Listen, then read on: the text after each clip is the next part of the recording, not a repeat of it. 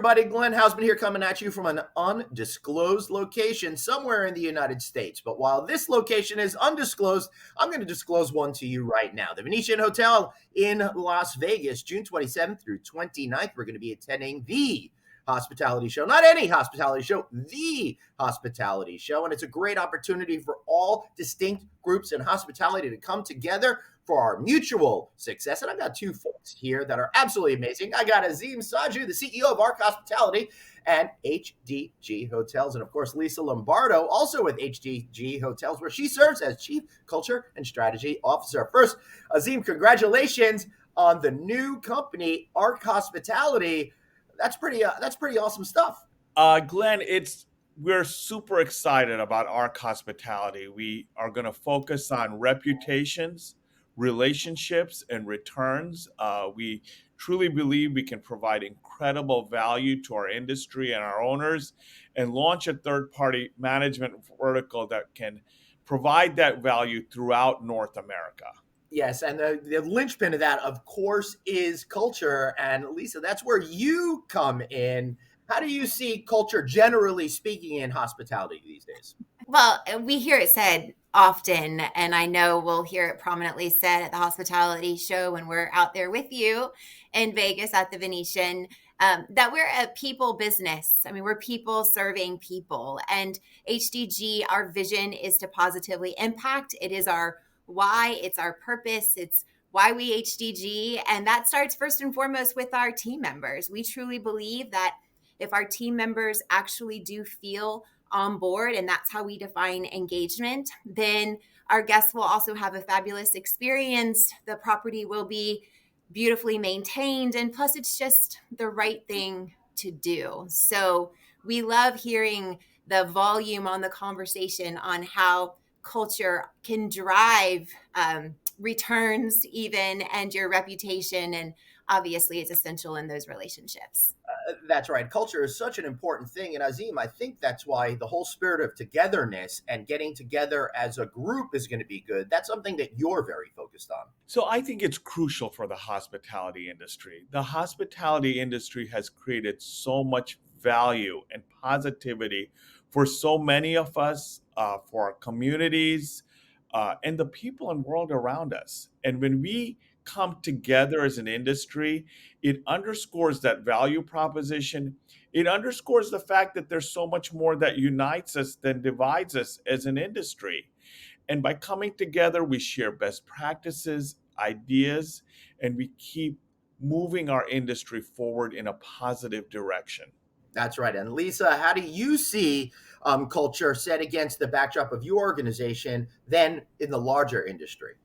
For us, culture is our brand. Culture has so much to do with why we HDG, and our vision is to positively impact. And we believe that starts first and foremost with our team members, and with team members who are fully engaged, which we define as making sure that the people we onboard actually really do feel on board with our vision, mission, and core values, that their ability to care for one another and to care for the guests and to care for the property will all be will be done optimally. So in order to optimize those outcomes and those results, including profitability, there has to be an emphasis on culture. So I'm very excited to see some of the themes on the schedule for the hospitality show and how that is interwoven through so much of the content that we're going to see in Vegas in June. It is so important to focus on that cultural aspect, and that's one of the things that we're going to be doing at the hospitality show. But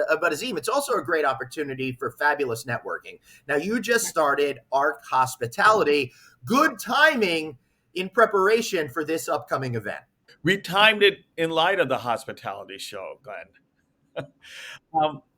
We are really excited about the launch of ARC Hospitality, which is going to be powered by some of the systems that have been tried, tested, and true for HDG into the third-party management vertical. ARC's focus is going to be third-party management throughout North America, with a specific focus on relationships, returns and reputation so that we can be first in class in the value proposition we provide our owners. That's awesome. Now, Lisa, we were just talking about how you focus on culture, but one of the things about this particular show is bringing together different elements of it: franchising, culture, technology, food and beverage, the whole panoply of things that we don't usually see in one room together. How do you think you're going to experience this event differently than some of the typical events that we go to that are focused on one specific discipline?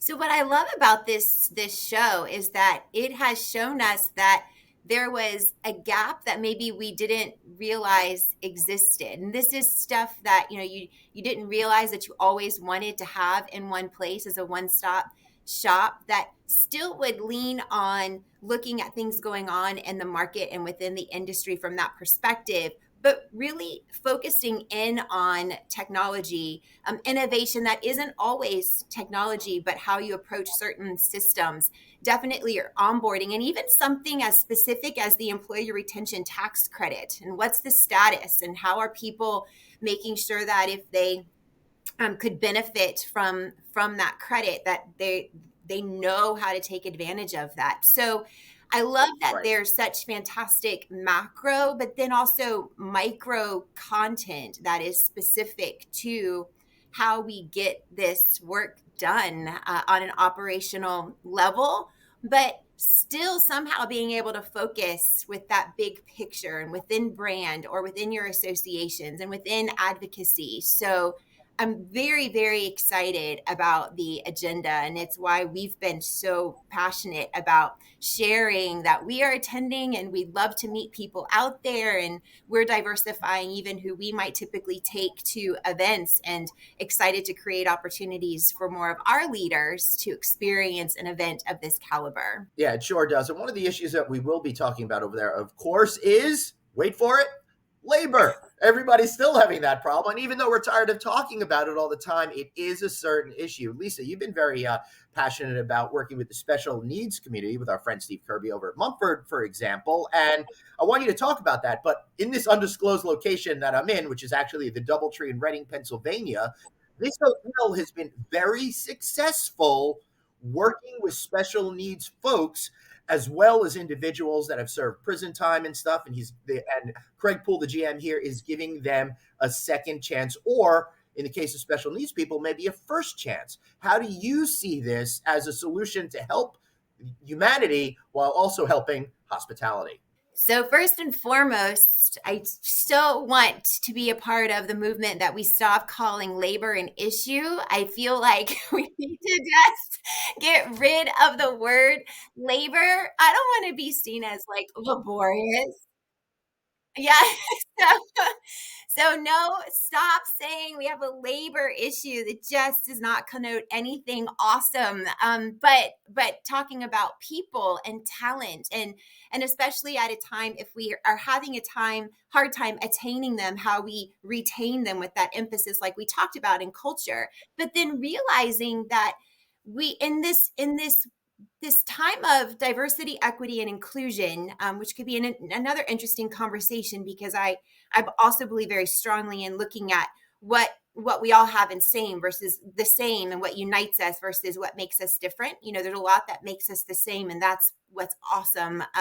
But there are those demographics or constituent groups that may have had some barriers to entry into the workforce, such as special needs, folks with autism, for instance, and yes, ex-offenders. And HDG has so many incredible stories at our hotels, and it's because our leaders were empowered to just continue to say yes to what positively impacts.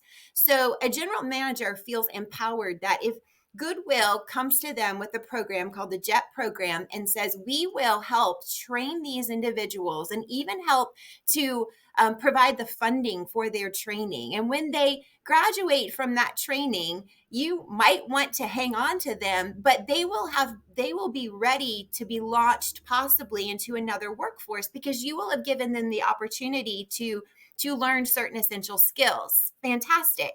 So that lives up to our vision to positively impact, checks all of the boxes. But what's been awesome is that in many of those instances, our leaders and the team members have said, no, we want to keep them. We love them. We're awesome. They're awesome. We're invested in them. We have, and not even, and all over the state of Florida and within the Southeast. I mean, and there's so many programs that provide training that will help you to feel like you are equipped to prepare these folks. And it's not just about the person with the special need. We have found that our team members who buddy up and do the training with these folks, because it is so, sometimes you have to tailor things and work on a part of an essential task more so than another, or maybe you have to make a reasonable accommodation and remove a certain task just due to limitations.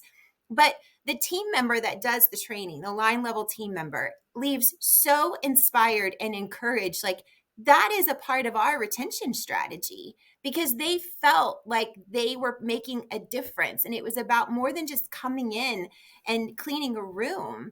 It was they were a part of the success of this person.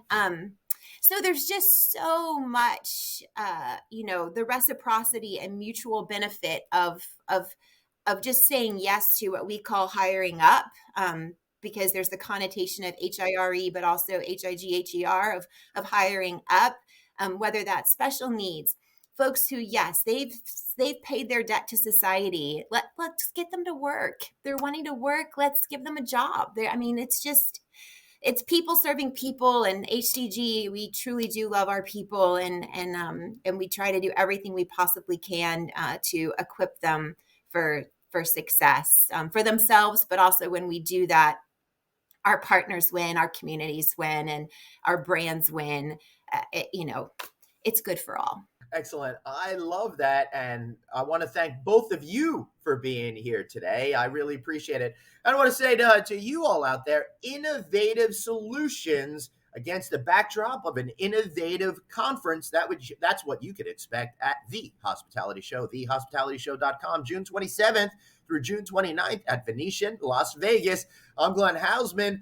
That was Azim. That was Lisa. And we will see you in Las Vegas.